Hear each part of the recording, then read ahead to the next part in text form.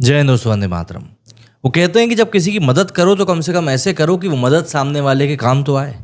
दरअसल बीसीसीआई की इस समय चारों तरफ थू-थू हो रही है, क्योंकि बीसीसीआई ने अफगानिस्तान से वादा किया था कि हम आपको होम ग्राउंड मुहैया कराएंगे, आप न्यूजीलैंड के साथ में टेस्ट मैच खेलिए।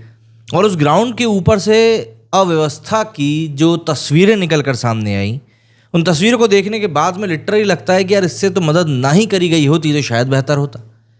मतलब ग्राउंड गीला होने के बाद में उसको एक पेडेस्ट्रियल फैन के साथ में एक कर्मचारी वहां पर सुखाता हुआ दिखाई दे रहा है। कई सारे आर्टिकल्स में तो ये तक क्लेम किया जा रहा है कि जो अधिकारी हैं, जो ऑफिशियल्स हैं अफगानिस्तान क्रिकेट के, उनका ये कहना है कि भाई अब हम यहाँ पर खेलने के लिए शायद दोबारा नहीं आएंगे।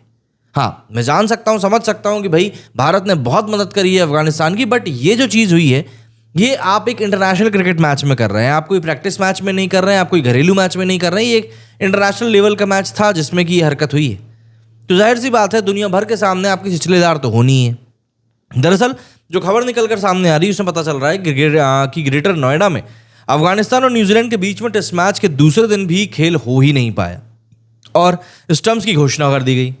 हद तो ये रही कि गीली आउटफील्ड के लिए कई तरह की जुगत लगाते हुए वहां के ऑफिशियल्स दिखाई दिए और इसके बाद भी ये मुकाबला शुरू नहीं हो पाया। अफगानिस्तान और न्यूजीलैंड के बीच में ग्रेटर नोएडा के शहीद विजय सिंह पथिक खेल परिसर में घटिया जल निकासी, गीली आउटफील्ड और लिटरली दया आ जाने ऐतिहासिक एकमात्र टेस्ट मैच दूसरे दिन भी शुरू नहीं हो पाया। पहले दिन एक भी गेंद फेंके बिना ये मैच रद्द कर दिया गया था पहले दिन का।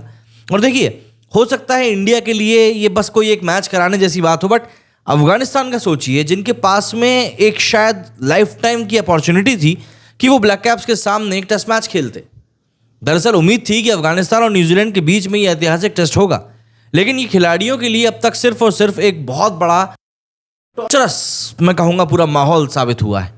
अफगान खिलाड़ी परेशान है, निराश है, जबकि न्यूजीलैंड के खिलाड़ी स्टेडियम की स्थिति को देखकर हैरान है कि यार क्या हम वाकई में इंडिया में मौजूद हैं।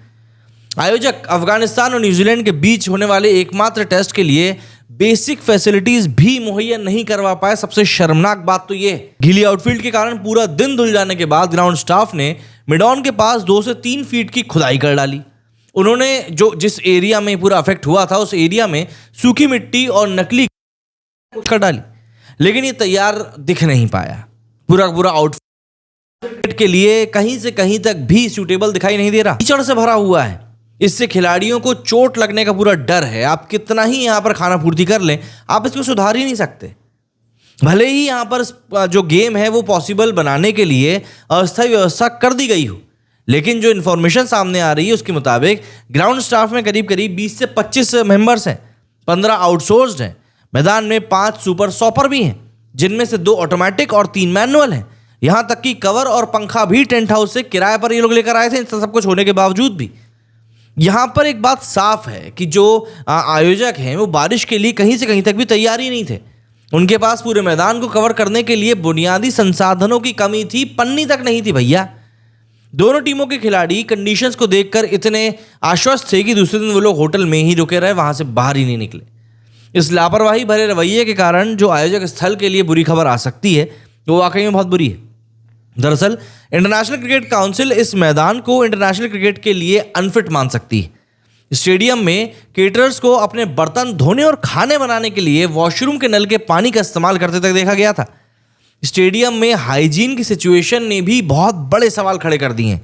वहीं अफगानिस्तान क्रिकेट बोर्ड ने भी मिसमैनेजमेंट की इस बार पुष्टि कर डाली है। दोनों देशों के बीच पहले टेस्ट की तैयारी बारिश से प्रभावित हुई थी और न्यूजीलैंड एक भी प्रैक्टिस सेशन ठीक से पूरा नहीं कर पाया था। संडे रात को बूंदाबांदी के अलावा सोमवार को पूरा दिन बारिश नहीं हुई, लेकिन मॉडर्न सुविधाओं की कमी के कारण और मैदान के जो कर्मी थे वो एक्सपीरियंस ना होने के कारण मैदान तैयार करने में इतनी ज़्यादा संघर्ष करना पड़ा कि वो तैयार ही नहीं हो पाया। दरअसल इस बीच में मिडॉन और मिड विकेट सबसे बड़ा चिंता का सब्जेक्ट बन गया, जबकि जो 30 गज का घेरा होता है उसके अंदर भी पानी के कई सारे पैचेस नजर आ रहे थे। मैदान कर्मियों ने मैदान को सुखाने के लिए टेबल फैन का इस्तेमाल किया। आधुनिक सुविधाओं की कमी मैदान के बाहर तक फैली हुई थी, जिससे कि पिच के बाहर के जो पूरी संचालन पर भी पूरा का पूरा असर पड़ रहा था।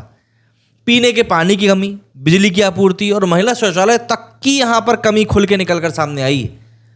वैसे मैं आपको बता दूं कि ये जो टेस्ट मैच है ये वर्ल्ड टेस्ट चैंपियनशिप का हिस्सा नहीं है, लेकिन आईसीसी से पूरी तरह से संबंधित है।